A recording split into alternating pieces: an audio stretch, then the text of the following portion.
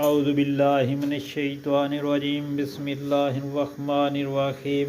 السلام علیکم پیارے بہن بھائیوں، صبح بخیر۔ اللہ پاک سے دعا ہے آپ کو صحت، تندرستی اور امن والی زندگی عطا فرمائے، آمین یا رب العالمین، اور آپ کے رزق میں برکت اور کشادگی عطا فرمائے۔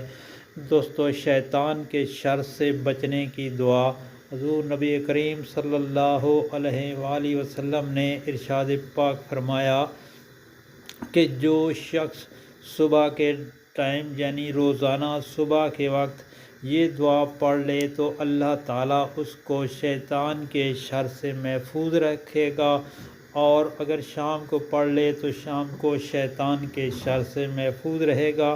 تو اس لیے ہمیں چاہیے کہ اس دعا کو صبح شام پڑھنے کی عادت بنا لیجئے۔ تو پڑھنا کیا ہے؟ بسم اللہ الرحمن الرحیم، اعوذ باللہ السمیع العلیم من الشیطان الرجیم۔ دوستو، بہت ہی پیارے اور مختصر سی دعا ہے، آج یاد کرنے میں بھی کوئی ایشو نہیں، اس کو بندہ آسانی سے صبح اور شام کو پڑھ سکتا ہے۔ اور آپ سے گزارش ہے کہ نبی پاک صلی اللہ علیہ وسلم کے اس فرمان کو آگے دوستوں، گھر والوں اور عزیز و اقارب میں لازمی شیئر کریں تاکہ ہر کسی کا بھلا ہو، اور اللہ پاک سے دعا ہے آپ کی پریشانیاں دور فرمائے، آمین یا رب العالمین۔